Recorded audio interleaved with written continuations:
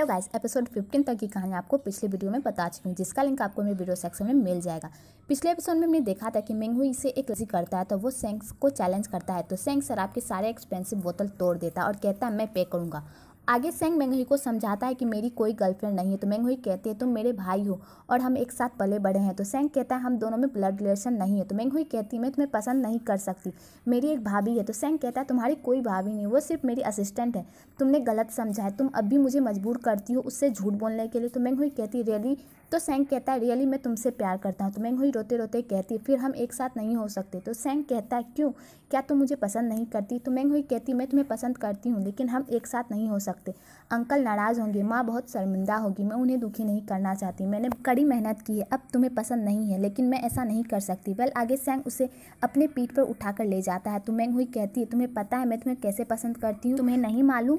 तो सेंग कहता है नहीं। तो मेंगहुई कहती है तुम क्यों नहीं जानती? आगे सेंग कहता है टेंशन मत लो, मैं तुम्हारे साथ हूँ जब तक तुम मुझसे प्यार नहीं करती। आगे वो लोग घर पहुँचते तो मिस्टर शांत कहते हैं तुम लोग इतना लेट क्यों हो, ये नशे में क्यों है, ये तुम्हें बीमार कर देगी, अगले दिन मेरे सर में दर्द होगा। तो सेंग कहता है आज दोस्तों की गैदरिंग थी, वैसे ये ज़्यादा नहीं पीती। तो मेंगहुई कहती है अंकल सॉरी, ये सब मेरी गलती है, भाई को दोष मत दीजिए। तो मिस्टर शांत कहते हैं कुछ भी तो नहीं कहा मैंने, तुम्हें भी दोष नहीं दिया, जोसोंग इन्हें एक गिलास शहद वाला पानी दो। आगे मिस्टर शांत जाने लगते तो सेंग कहता है थैंक यू पापा। वेल आगे मेंगहुई कहती है अंकल अभी भी मुझे पसंद नहीं करते। तो सेंग कहता है वो तुम्हें पसंद करते हैं। तो मेंगहुई कहती है तब वो मान जाएंगे हम एक साथ है। तो सेंग कहता है टेंशन मत लो, सब ठीक हो जाएगा। वेल आगे इनका रोमांटिक सीन दिखाया जाता है। आगे सेंग मेंगहुई को साथ ऑफिस जाने को कहता है। वेल इधर मिस्टर शांत का असिस्टेंट आकर कहता है सेंग इंपॉर्टेंट फाइल भूल गया, मैं इसे दे आऊँ। तुम तभी मिसेस शान भी आती है और कहती है तुम क्यों तकलीफ करते हो, कुछ चीज़ें इन्हें खुद भी करने दो। तो असिस्टेंट कहता है तो फिर मैं ड्राइवर को रेडी होने को कहता हूँ।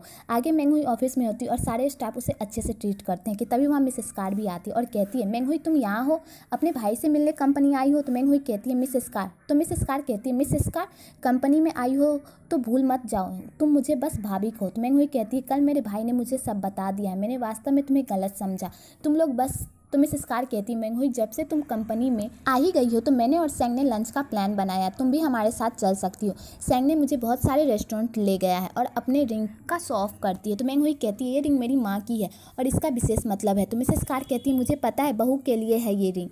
तो मेंगहुई कहती है क्या तुम मुझे इसे वापस कर सकती हो? तो मिसेस कार कहती है तुम क्या कह रही हो, तुम वास्तव में ऐसा सोच भी कैसे सकती हो, तुम क्यांसन ग्रुप से कहाँ हो? फिर मैं तुमसे पूछती हूँ तुम शान क्यांसन को अपना पापा कहती हो, क्या वो मान जाएंगे? कि तभी मिस्टर शान की एंट्री होती है जो जबरदस्त होती है। तो मिस्टर शान कहते हैं तुम किस बारे में बोल रही हो?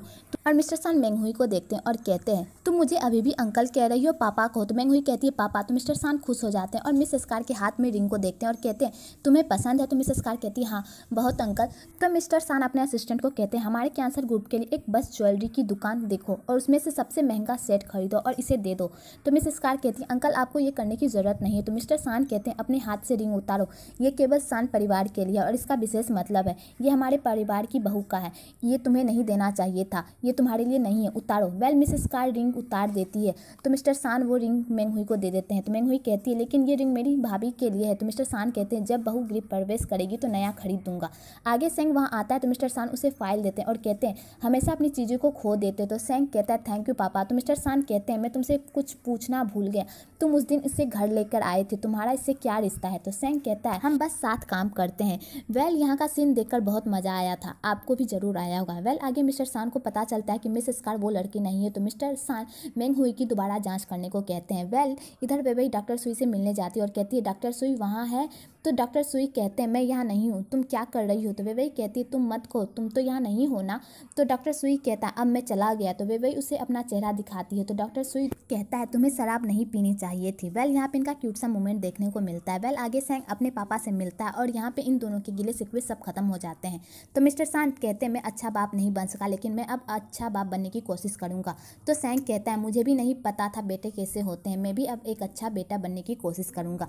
तो आगे मिस्टर शान मेंगहुई का ग्रैंड बर्थडे पार्टी मनाने को कहते हैं। वेल वो दिन भी आ जाता है, सारे स्टाफ बर्थडे पार्टी में आते हैं और ऐसे बर्थडे पार्टी को देखकर बहुत खुश होते हैं। वेल इधर जियांग ताओ के लिए माइक्रोनी लेके आता है और उसे खाने को कहता है।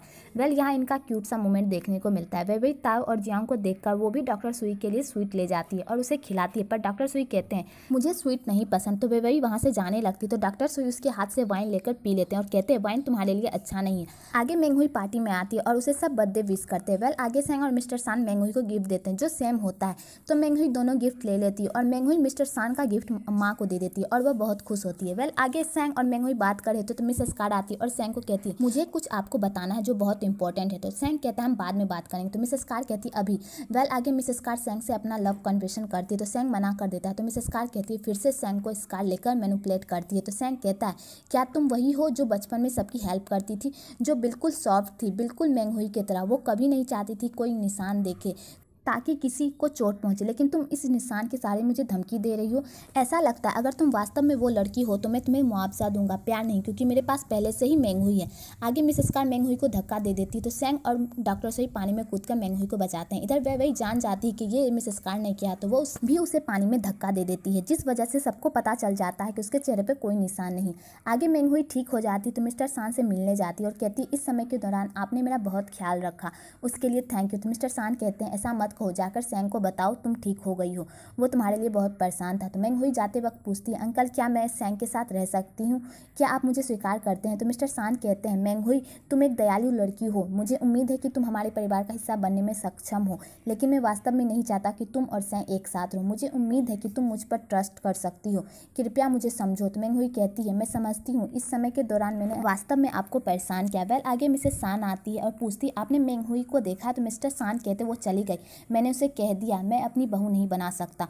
ये बात सुनकर मिसेस सान मिस्टर सान पर खूब भड़कती और गुस्सा होकर घर छोड़कर चली जाती है कि तभी वहाँ सैंग आता है और पूछता है पापा आपने मेंग हुई को भगा दिया। यहाँ पर सैंग को फाइनली पता चल जाता है कि मेंग हुई ही वो स्कार वाली लड़की है। तो मिस्टर सान कहते हैं सैंग सोचो अगर तुमने उसे बता दिया कि तुम उसके अपराधी हो तो क्या वो तुम्हें माफ करेगी। मैं तुम्हें अब दो रास्ते दूंगा, पहले मैं उसका इलाज का पूरा खर्च उठाऊंगा, उसे कभी भी किसी चीज़ की कमी नहीं होने दूंगा, लेकिन तुम्हें उससे कोई रिश्ता नहीं रखना होगा और खुद को कभी दोषी नहीं मानोगे। दूसरा तुम जाकर उसे सच बता दो और जो भी होगा तुम सोच लेना।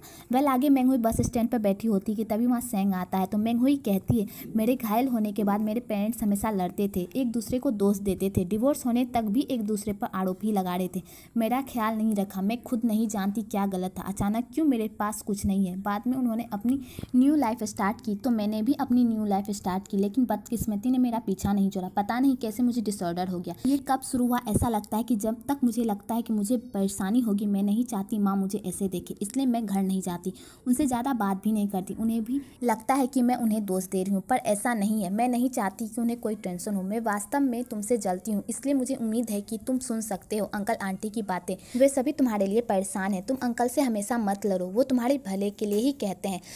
मैं वास्तव में मिस स्कार से जेलस फील करती हूँ क्योंकि तुम उसे ठीक करने में सक्षम हो, तुम उसकी हेल्प कर सकते हो, मैं तुम्हारा दर्द देख सकती हूँ और तुम्हारी ऑनेस्टी भी, मुझे विश्वास है कि वो तुम्हें माफ़ कर देगी। तो सैंग कहता है मेंग हुई अगर वो स्कार देने वाला लड़का तुमसे मिलता है तो तुम क्या उसे माफ़ कर दोगी। तो मेंग हुई कहती नहीं, क्योंकि मैं उससे नफरत करती हूँ, वो अपने लाइफ में आगे बढ़ गया, मैं उसे कभी दोबारा नहीं देखना चाहती, उसकी वजह से मेरी लाइफ पूरी तरह बदल गई, मैं थक गई हूँ। तो सैंग कहता है अगर वो तुमसे माफ़ी मांगता है तो क्या होगा। तो मेंग हुई कहती कोई ज़रूरत नहीं, क्योंकि मेरे पास पहले से ही तुम हो। तो सैंग उसे गले लगा लेता है कि तभी मिस्टर सान भी आते हैं और असिस्टेंट को कहते हैं उन्हें छाता दो। तो असिस्टेंट उन्हें छाता देता है। तो मेंग हुई और सैंग मिस्टर सान को देखते हैं। यहीं पर एपिसोड 16 खत्म होता है। अगर आपको ये वीडियो अच्छी लगी हो तो एक लाइक ज़रूर करें और मेरे चैनल को सब्सक्राइब करना ना भूलें।